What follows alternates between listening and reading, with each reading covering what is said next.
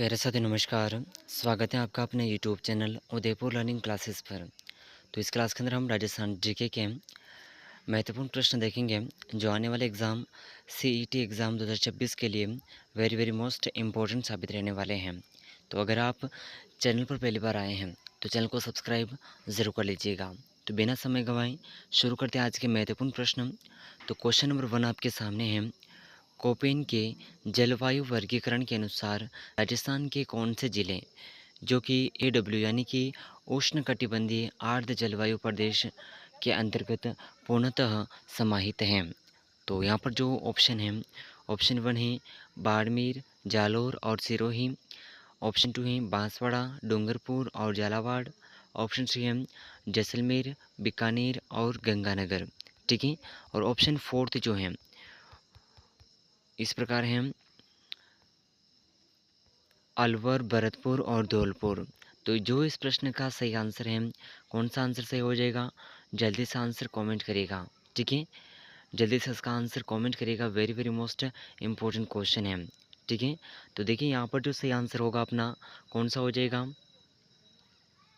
बांसवाड़ा, डूंगरपुर और झालावाड़।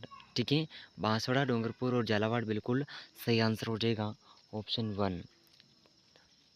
ठीक है, तो ऑप्शन 2 बिल्कुल सही आंसर हो जाएगा, बांसवाड़ा, डूंगरपुर और झालावाड़। ये सभी क्या हैं, उष्णकटिबंधीय जलवायु प्रदेश के अंतर्गत आते हैं। ठीक है, ज़रूर याद रखिएगा। तो यानी कि उष्णकटिबंधीय का मतलब होता है जहाँ सर्दियों में सूखा और गर्मियों में मानसूनी वर्षा से अधिक आर्द्रता हो, जो केवल बांसवाड़ा, डूंगरपुर और झालावाड़ में मिलती है। ठीक है, तो ज़रूर याद रखिएगा। अगला प्रश्न देखिए, question number 2, very very most important question है।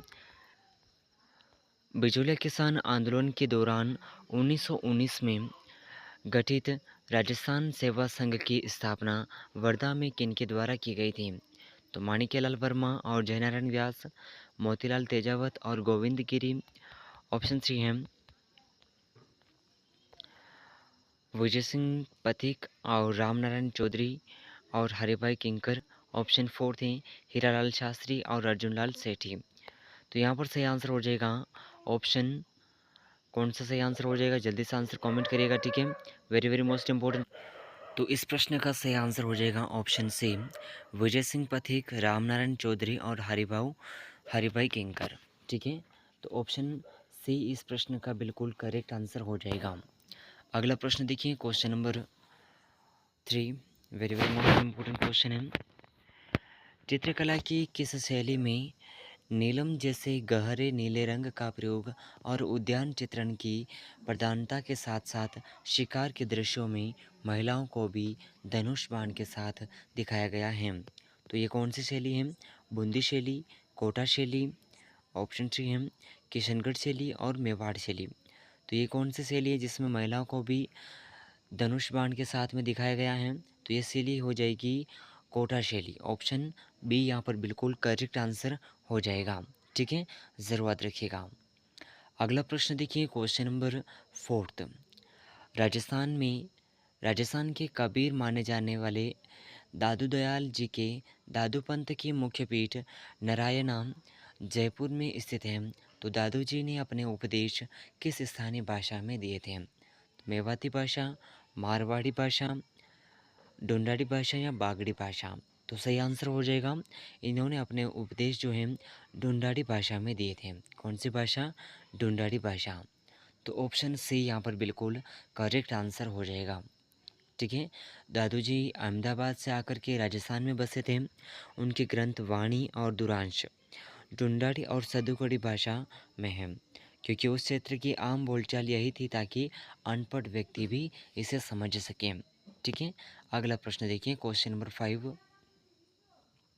मध्यकालीन राजस्थान की प्रशासनिक व्यवस्था में खालसा भूमि के प्रबंधन हेतु नियुक्त अधिकारी जो सीधे केंद्र यानी कि राजा के नियंत्रण में होता था, वह क्या कहलाता था। तो मुस्तदी, हाकिम, पटवारी या फिर चौधरी। तो यहाँ पर सही आंसर हो जाएगा वो व्यक्ति मुस्तदी कहलाता था। क्या कहलाता था, मुस्तदी। अब देखिए मुस्तदी क्या है, तो देखिए रियासतों में दो तरह की ज़मीन होती थी।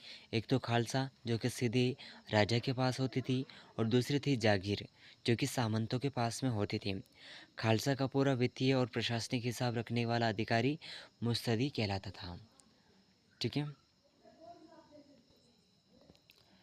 अगला प्रश्न देखिए, क्वेश्चन नंबर 6 है, राजस्थान विधानसभा के इतिहास में वह कौन सा वर्ष था जब पहली बार राष्ट्रपति शासन के दौरान विधानसभा भंग नहीं की गई थी बल्कि निलंबित रखी गई थी? तो इसके ऑप्शन हैं 1967, ऑप्शन 2 है 1977, ऑप्शन 3 है 1980 और 1992। तो सही आंसर कौन सा हो जाएगा? 1977। अनुच्छेद 556 के तहत, सॉरी, अनुच्छेद 356 के तहत 1977 में जनता पार्टी की सरकार ने गैर कांग्रेस शासित राज्यों में राष्ट्रपति शासन लगाया। तब पहली बार विधानसभा भंग न होकर के केवल सस्पेंड यानी कि निलंबित की गई थी। ठीक है, ज़रूर याद रखिएगा। अगला प्रश्न देखिए, क्वेश्चन नंबर 7, राजस्थान की लोक देवी आई माता जो कि बिलाड़ा में है, इसके संदर्भ में कौन सा तथ्य सही है? तो ऑप्शन 1 है, इनके मंदिर को बडेर कहा जाता है, इनकी ज्योति से कैसे टपकती हैं, ये रामदेव जी की शिष्या मानी जाती हैं, यहाँ उपरोक्त सभी तथ्य सही हैं। तो सही आंसर हो जाएगा, ये सभी तथ्य क्या हैं? सही हैं।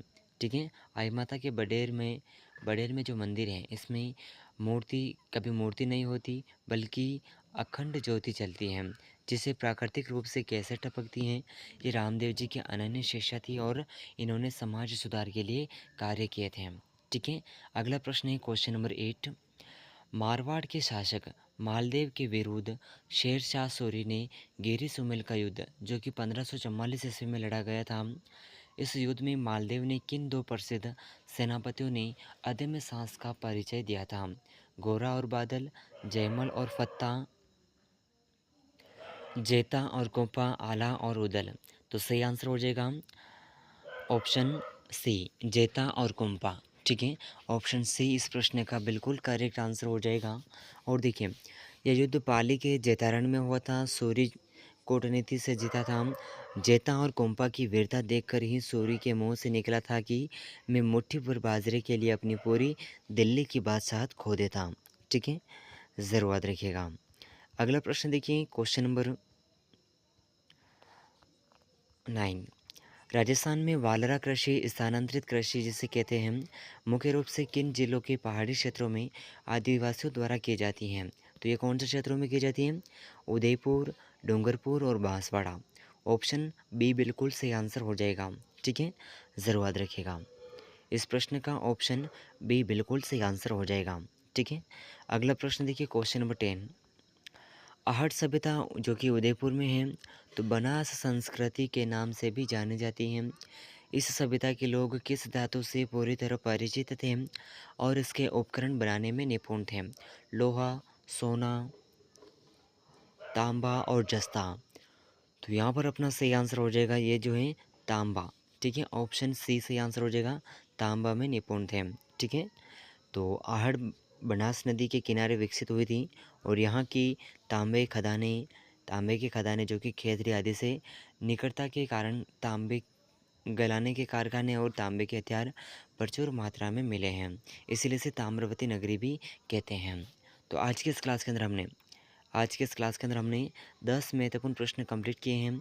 इन प्रश्नों में से आपके कितने प्रश्न सही हो रहे हैं कमेंट करके ज़रूर बताइएगा। अगर आप चैनल पर पहली बार आए हैं तो चैनल को सब्सक्राइब ज़रूर कर लीजिएगा। ठीक है, तो मिलते हैं अगले महत्वपूर्ण प्रश्नों के साथ में, तब तक के लिए जय हिंद, जय भारत।